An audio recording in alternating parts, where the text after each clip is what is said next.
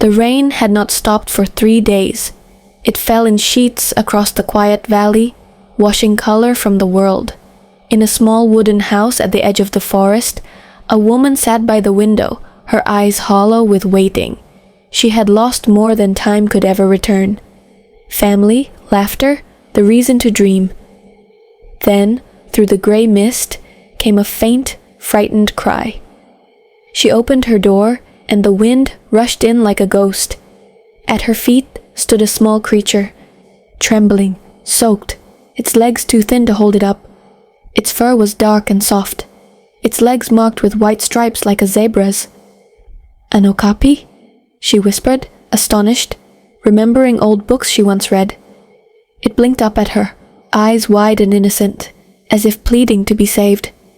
She wrapped it in her shawl, ignoring the cold that bit her fingers.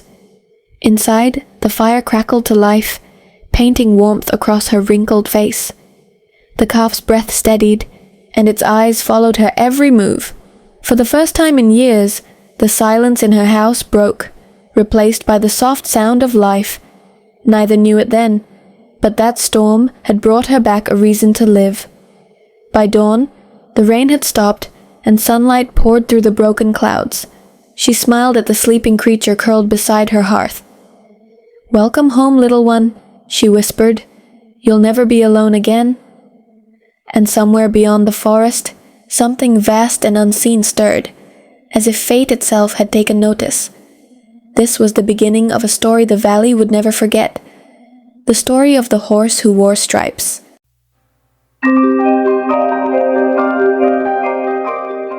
The valley still smelled of rain when the woman woke. Her hands trembled as she reached for the tiny creature sleeping near the fire. It stirred, blinking with slow wonder, as if seeing the world for the first time. "Easy now," she murmured, her voice rough with age and kindness. The calf pressed its muzzle against her palm, warm, alive, real. She had not felt such warmth in years. Since her husband's passing, her house had become a shrine of silence. Now, every heartbeat of the small creature filled the emptiness within her walls. She placed a bowl of warm milk by its side. It drank clumsily, tail flicking, unaware that it had just been claimed by love. Outside, the rain turned to mist over the fields. Birds began to sing again, shyly at first, as if testing the morning. The woman smiled faintly, her heart stirring like soil after frost. "Okapi?" she whispered, trying the word like a secret prayer. From that day on, they were no longer alone. She built a pen from old wood and rope behind her cottage. The calf watched her work, tilting its striped head curiously. It followed her everywhere, to the garden, the well, even the window where she sewed. "Curious thing," she said, laughing softly. "You think you're human." It responded with a small whinny that sounded almost like a laugh. At night, she sang old lullabies by the hearth. The calf would lie beside her, head resting on her lap. She would stroke its mane, still short and dark like velvet. "You're safe here," she whispered. "You don't have to be afraid anymore." Outside, the forest whispered in rhythm with her voice. Weeks passed, and the calf grew stronger. It began to run in circles, kicking up dust and joy in equal measure. Its eyes shone brighter with every sunrise. And though she knew little of animals, her heart guided her hands. Love was the only language they needed. One morning, she noticed something strange. The calf's white stripes, the ones she adored, had begun to fade. At first, she thought it was the light, or her old eyes playing tricks. But as the weeks passed, the markings disappeared altogether. What remained was a coat of rich brown, smooth as chestnut. She frowned, puzzled, but not alarmed. "Perhaps you're just growing," she told it, brushing its neck gently. But part of her wondered if fate had sent her something else entirely. It was taller now, stronger, its legs longer than any Okapi she'd ever seen. And its neigh was deeper, more resonant. Not quite what she remembered. Still, she smiled and carried on. Love, after all, did not depend on names or species. The calf, whatever it was, had given her joy, and joy was rarer than truth in this world. So she simply whispered, "My brave one," and left the mystery unsolved. When she ventured into town, people began to talk. They asked about the striped Okapi she'd rescued from the forest. Curiosity turned to confusion when she showed them a picture she'd drawn.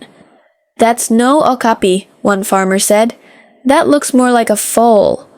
She laughed it off, though a spark of doubt flickered within her. Back home, she studied the animal more closely.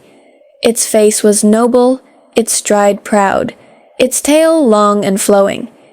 Every day, it resembled a horse more than an Okapi. She ran her hand through its mane and sighed softly. "Who are you really?" she asked. "And why did you find me?" The calf looked at her, eyes wide and clear. In them, she saw not confusion, but understanding, as if it knew something she didn't, something about destiny and time. She laughed through her tears, shaking her head. "Whatever you are," she whispered, "you're mine." The calf had grown into a tall, graceful creature. Its stride was confident now, its gaze calm and knowing. She decided it was time to give it a name. "Stripes no longer suit you," she mused. "But heart? You have plenty of that." After much thought, she whispered, "I'll call you Solace." The name fit like sunlight after rain. Solace neighed softly, as if in approval. He circled her in delight, his tail flicking playfully. The woman laughed, a sound that startled even the birds. It was the first true laughter the house had heard in years. That night, she carved the name Solace on a wooden plaque. She hung it above the barn door, where the morning light would touch it first. Then she whispered a small prayer for the both of them. "May we bring comfort to one another until the very end." Outside, the stars blinked in quiet agreement. With Solace by her side, she began exploring again. The forest, once fearful and dark, now welcomed her like an old friend. Birdsong echoed from branch to branch as they walked the narrow trails. He followed her steps perfectly, always watching, always near. Together, they found forgotten beauty beneath moss and mist. She taught him to carry small bundles from the stream. He learned to wait, to listen, to follow her gestures. He was gentle, far gentler than any creature she'd known. When she tripped once, he lowered his head to help her rise. In that moment, she felt truly seen. The villagers sometimes watched from afar, whispering stories. They said the woman had tamed a spirit of the woods. Others believed she had found magic in her loneliness. But she knew the truth was simpler and greater. She had found love in an animal who had found her first. Years unfolded like petals. Solace grew into a magnificent horse, strong and wise. Children from the village came to see him, eyes wide with awe. He would let them touch his mane, patient and calm. But his loyalty always returned to her, the one who had saved him. The woman's health wavered, but her spirit never dimmed. With Solace, every day felt like borrowed sunlight. She began to write again. Poems, memories, letters to no one. Often she would read them aloud as Solace grazed nearby. He would lift his head as if he understood every word. "Life," she wrote once, "is not measured by years, but by heartbeats shared." And in her quiet world of forest and rain, that truth became real. She and Solace walked the fields each dusk, always together. No leash, no rope, only trust, only the sound of two souls moving in harmony. One night, Solace did not return. The forest was darker than usual, the air thick with warning. She called for him until her voice broke. Then, through the rain, she heard the thunder of hooves. Solace emerged, wild-eyed, his coat marked with scratches. Something had chased him. Wolves, perhaps, or worse. She tended his wounds with trembling hands, whispering prayers. He trembled not from pain, but from fear. For her, not himself. When she finally rested her forehead against his, The trembling ceased. They had survived the night. Together, again. After that, he refused to leave her side. Even when she opened the gate, he stood still. His eyes followed her everywhere, as if guarding her life. The villagers said animals could sense what humans could not, and perhaps Solace already knew. Time was beginning to run thin. Snow blanketed the valley in white silence. The woman wrapped herself in wool and sat by the window, waiting.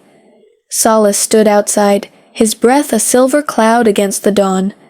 Sometimes she thought she saw her late husband's face in the frost. But when she blinked, it was gone. Only Solace remained. Her joints ached, her steps grew slower, but her smile lingered. Each morning, she greeted him with soft words and trembling hands. "Don't look at me like that," she teased. "I'm not gone yet." He would neigh gently, as if promising to believe her. They both knew it was a lie wrapped in love. At night, he slept near her window. Snow gathered on his back, but he didn't move. He watched her candle burn low, hour by hour, and when it finally went dark, he waited, listening for her breath. Only when he heard it again did he rest. Spring returned like forgiveness. The air smelled of rain and renewal, and the willow trees swayed in bloom. The woman, frail now, sat beneath the sky with Solace beside her. "Do you remember?" she said softly. "The day you found me?" He lowered his head, as if he truly did. She smiled, brushing his mane one last time. "When I'm gone," she whispered, "you must stay brave." Solace snorted softly, eyes gleaming like wet amber. She placed her hand over his heart and closed her eyes. "Promise me you'll keep waiting for the morning." Above them, the stars shimmered like candlelight in heaven. A gentle wind swept through the valley, carrying her words away. Solace stood still, unblinking, his breath steady in the night. He did not understand death, only love. And in that moment, the universe held its breath with him. The woman's steps had grown slower now. Each dawn found her sitting by the window, watching Solace graze in the fields. Her hands trembled as she knitted old scarves she would never wear. Sometimes she forgot what day it was, but never his name. "Solace," she whispered, "my only tomorrow." He stayed close, always within her sight. He brought her calm, even when her memory wandered. When she spoke nonsense, he listened without judgment. When she was silent, he simply stayed, breathing warmth into her world. Together, they existed between time and tenderness. At night, she wrote letters she never sent. One to her husband, one to the child she'd lost, one to Solace. In the last, she wrote, "You were never my pet. You were my heart's echo." The ink smeared with tears, but she didn't care. Some words, once written, belonged to eternity. One morning, the village doctor came to visit. He frowned when he saw her pale hands and shallow breath. "She's fading," he told the neighbors softly, like a candle burning its last. But when she heard, she only smiled. "I've burned long enough," she said. "Let me glow a little longer." Solace watched from outside the window. He could sense the fear in the air, the unspoken goodbye. When the doctor approached him, Solace stamped his hoof once, protective, defiant. "Leave her peace," the doctor whispered, stepping back. Even he knew this bond was beyond medicine. That night, she stroked Solace's mane one last time. Her hand trembled, but her voice was steady. "You must learn to live without me someday." Solace pressed closer, unwilling to hear. The stars outside burned brighter, as if refusing to fade with her. The rain returned, gentle and endless like before.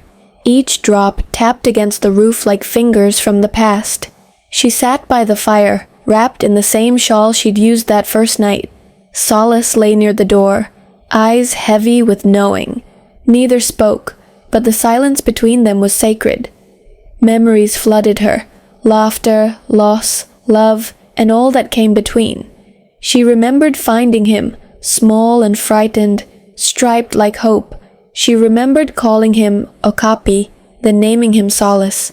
She remembered how his loyalty rebuilt her broken heart. Now she wondered who would mend his. When thunder rolled, Solace rose and went to her side. She rested her head against his neck, sighing. "Don't mourn me too long," she said faintly. He nuzzled her hair in answer, a promise, a plea, a prayer.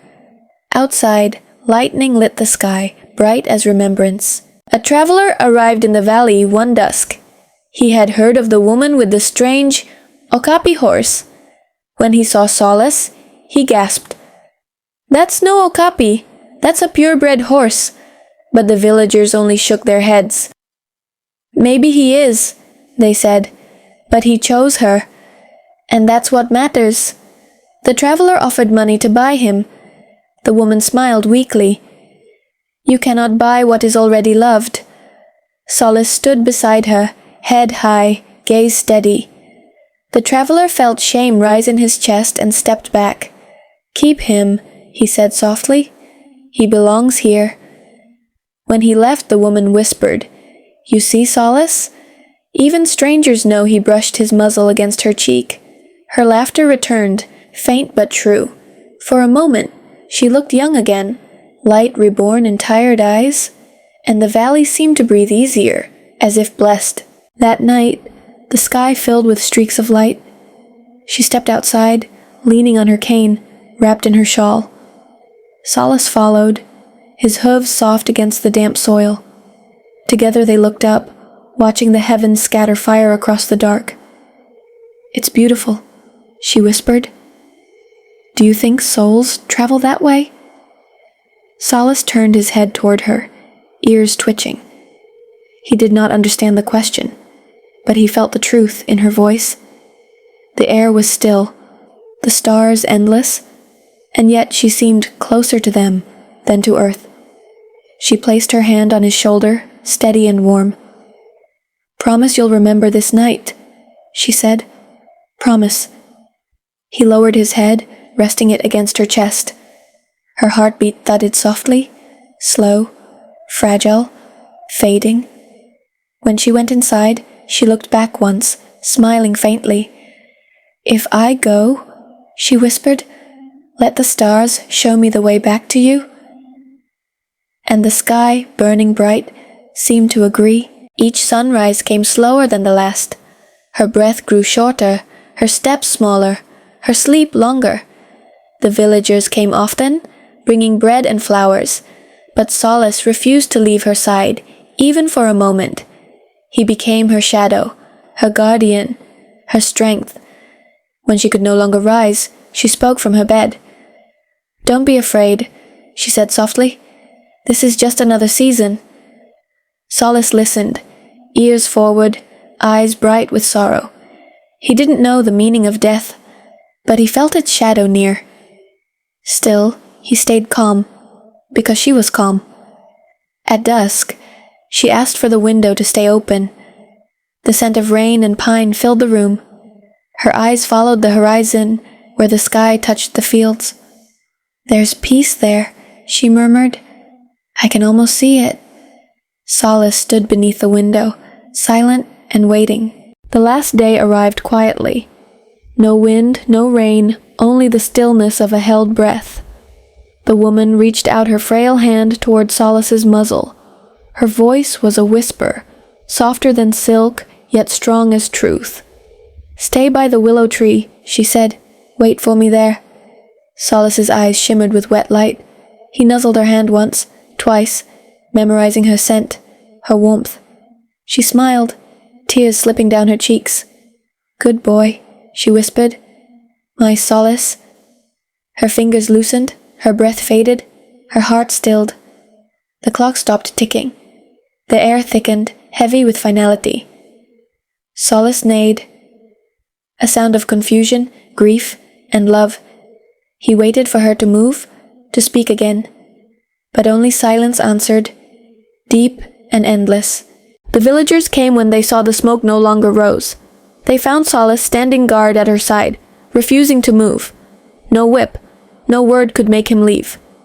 It took the strength of 3 men to lead him outside. Even then, his eyes never left her still form. They buried her beneath the old willow, as she had wished. Solace followed, steps slow, head bowed low. When the earth closed over her, he let out a low, trembling cry. It echoed across the valley, through forest and field alike, and in that cry lived every memory they had shared. When everyone left, Solace stayed. He lay beside her grave until dusk turned to night.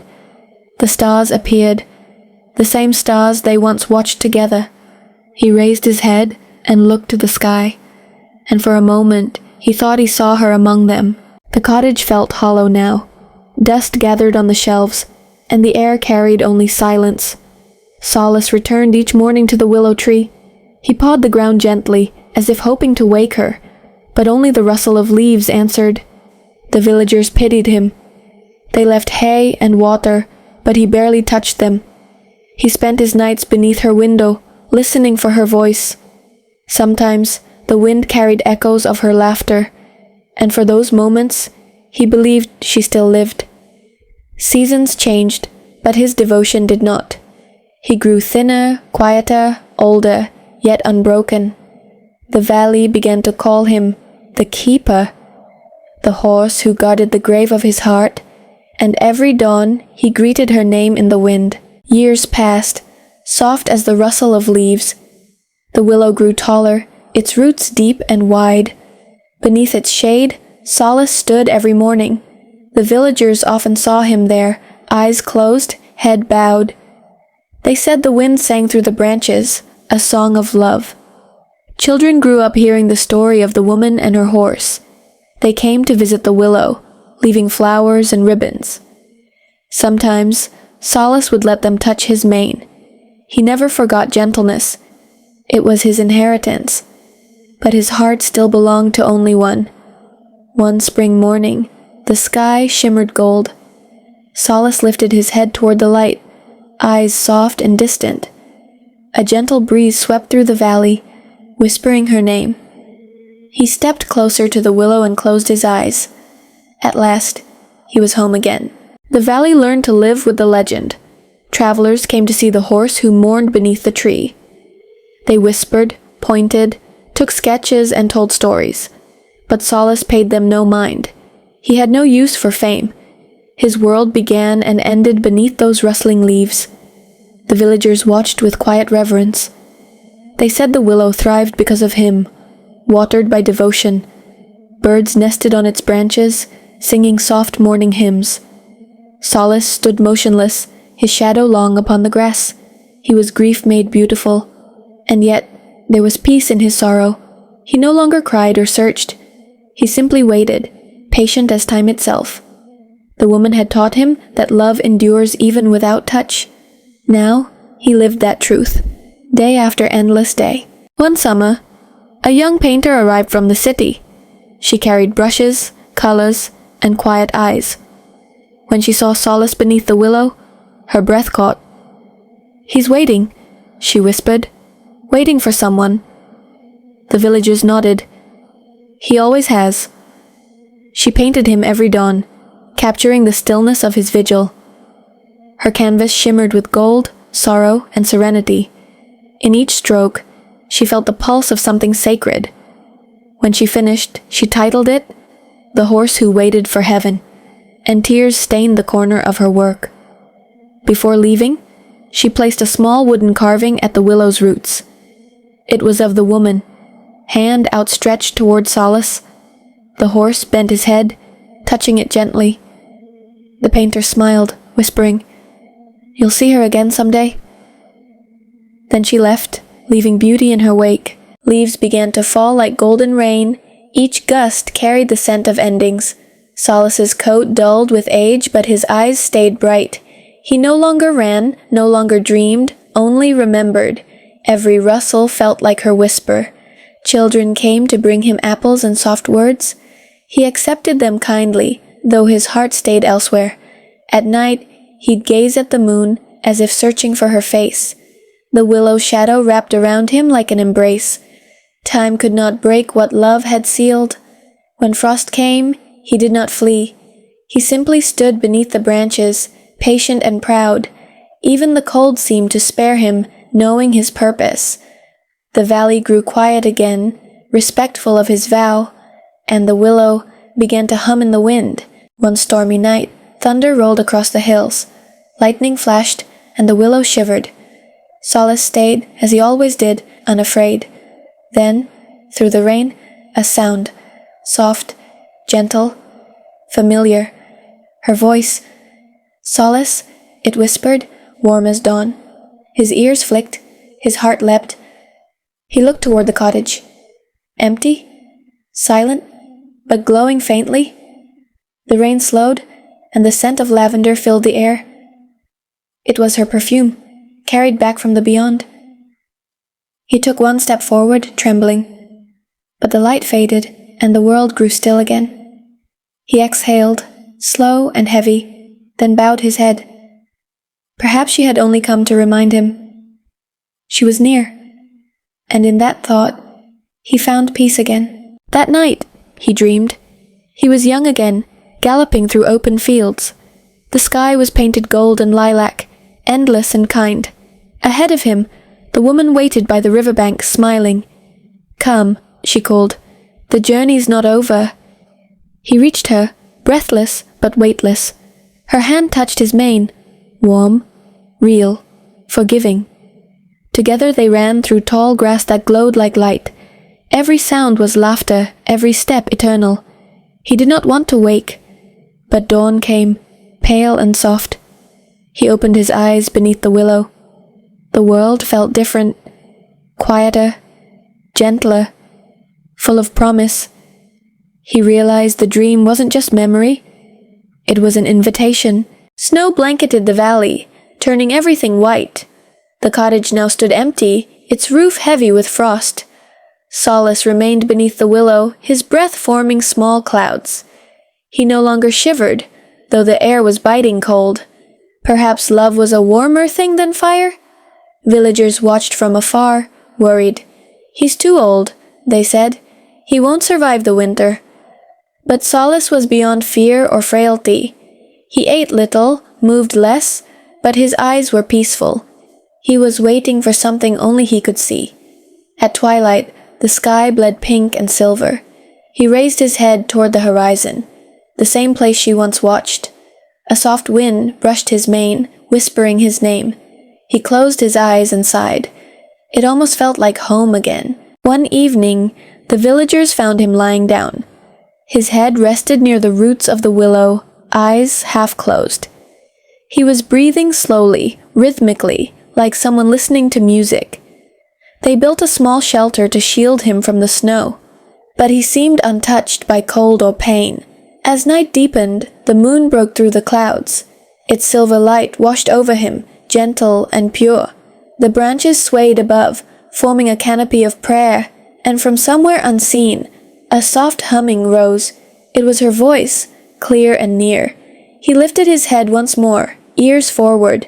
Then, with one deep breath, he exhaled, calm, complete. The humming stopped. The night grew still. The villagers fell silent, realizing what had passed. The keeper had gone to keep another promise. The sun rose golden, untroubled, merciful. Beneath the willow, Solace lay still. A soft smile, if horses could smile, graced his muzzle. Snow had melted around him, as if warmth lingered. Even death bowed gently here. The villagers buried him beside the woman. 2 graves, 1 tree, 1 story of endless devotion. Children scattered flowers while the elders wept quietly. The willow's branches swayed, whispering their names, and the air shimmered with something unseen. Reunion.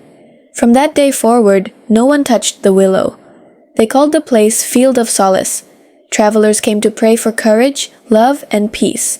And when the wind blew, it carried a rhythm. 2 heartbeats, 1 human, 1 horse. Time, like water, kept moving. Generations passed, the cottage turned to stone, yet the willow stood tall, strong, eternal, its roots entwined with both graves beneath. Life and death had become one harmony.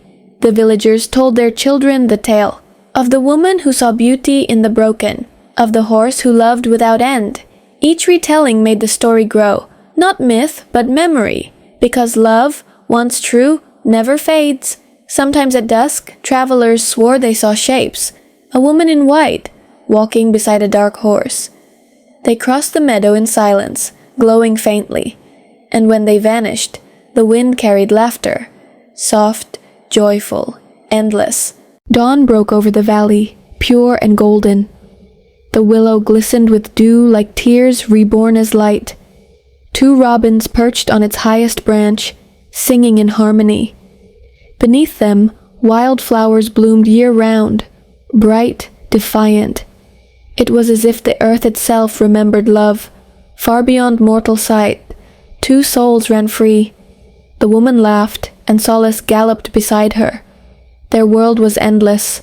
Sky, wind, and light intertwined. Every sunrise on earth was their shared heartbeat, every breeze, their whisper. And so the legend lived, not of death, but devotion. The villagers still tell it by firelight. She found a striped foal and thought it an Okapi. But it was heaven, wearing hooves, and every listener weeps and hopes. The valley changed, yet the wind remembered. It carried whispers of hooves and laughter through every season. Children born long after still played near the willow. They didn't know her name, but they knew her story. They called her the woman of light, the one who loved a horse. Farmers swore that their crops grew stronger near that tree. Birds nested there year-round, never fearing winter. Some nights, the branches glowed faintly silver. Those who saw it said the 2 souls were visiting again, together, always, even after the end. And when storms came, lightning never struck the willow. The valley believed it was protected, blessed by love. Even the river curved slightly around it, like a bow. Nature itself bowed to their memory, because pure love leaves roots deeper than any grave. One spring, a little girl named Lyra moved to the valley. She was lonely, shy, and motherless. Every day, she wandered to the willow, drawn by stories. One dusk, she saw a shadow among the branches. It looked like a horse, watching her quietly. She froze, but the shadow didn't frighten her. Instead, she felt warmth wash over her, gentle and sure. She whispered, "Are you Solace?" The wind answered softly, a sound like a nicker and a sigh, and Lyra smiled through her tears. After that, she visited daily. She spoke to the shadow, told it her dreams and fears. Each time, the wind brushed her hair like a hand. The villagers noticed her laughter growing brighter. The willow had found another heart to hail. One evening, after rain, Lyra saw something glowing. Beneath the willow, in the soft soil near the graves, a faint golden light pulsed, slow and alive.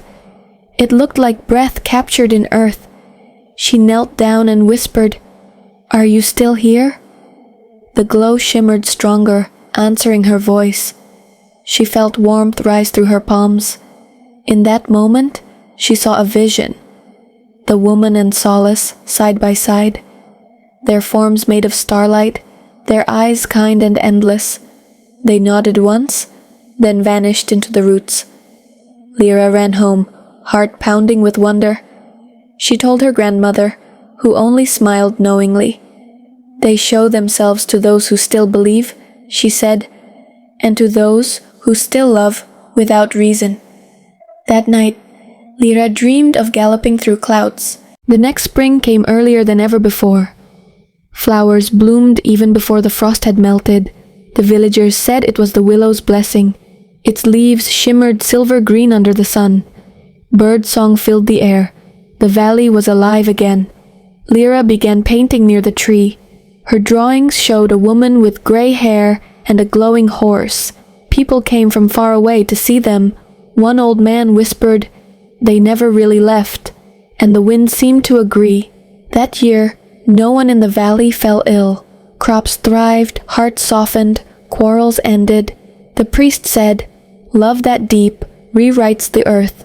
And at night, 2 stars always appeared above the willow, side by side, never apart. But peace never lasts forever. One autumn, a great storm swept through the valley. Lightning split trees, roofs flew, and the river swelled in rage. The villagers prayed the willow would survive. Without it, the valley's heart would break. All night, thunder roared like a beast. Yet in the morning, when the clouds cleared, the willow still stood, untouched, unmoved. At its roots, two prints glowed faintly in the mud. One human, one horse. The villagers fell to their knees. They wept, prayed, and sang praises. The oldest among them said, "Love guards this place." And from that day, the storm was called the Test of Solace, because even the sky could not undo what love had bound. Time carried the legend beyond the hills. Poets came to write. Lovers came to vow. The willow became a shrine, not of religion, but remembrance. Even those who didn't believe in miracles felt something there. Something like forgiveness. Something like hope. Lyra grew older and wiser. She became the storyteller of the valley, teaching children to listen to the wind and respect the earth. She often said, "Love is not what you keep. It's what you leave behind," and everyone believed her. Sometimes, on quiet nights, she'd walk alone. The wind would lift her hair, soft and kind. She'd whisper, "Thank you, Solace. Thank you, Grandma," and two faint lights would follow her home. Always watching, always near. 50 years passed since the woman's death. The villagers gathered beneath the willow to honor her. They brought flowers, candles, and stories passed down. Lyra, now old and gentle, stood before them. Her voice carried across the meadow like song. "She taught us love without measure," Lyra said. "She found an Okapi, but it became her soul." The crowd smiled, some laughing, some crying, and above them, a gust of wind swept through the leaves. Two faint figures shimmered in the golden air. The crowd fell silent, hearts pounding. For a breathless moment, they saw her and the horse together, side by side, radiant and calm. Then, like light on water, they dissolved into the breeze, and the whole valley wept, not from sadness, but awe. After that day, the valley changed once more. People began calling it the Meadow of Souls. Pilgrims came seeking peace and always left lighter. Some heard voices in the wind. Others felt a hand on their shoulder. All left believing love could outlive flesh.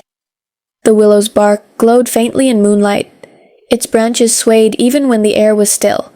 At its roots, flowers never wilted, even in winter. Science could not explain it, but faith didn't need to. The meadow had become a living hymn, and among the stars above, two lights always returned, one brighter, one softer, moving together. The elders said they were traveling souls, the woman and her horse, still watching, still guiding, forever, side by side. Many years later, another child was born. He had never seen the willow, yet spoke of it in dreams. He said, "A lady with silver hair and a horse with stripes visit me." The villagers gasped. The legend lived again. Some said he was chosen. When he visited the meadow, the willow's branches swayed. The boy laughed, reaching out. "Hello," he said. "I remember you." The air shimmered, wrapping him in warmth. The past and present embraced.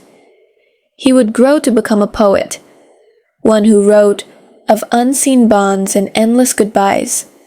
His verses traveled the world, healing hearts, and in every poem, two names appeared, Solace and Her, whispered like prayer, carried by the wind.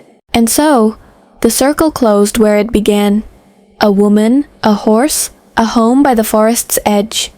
Rain fell softly, just as on that first night.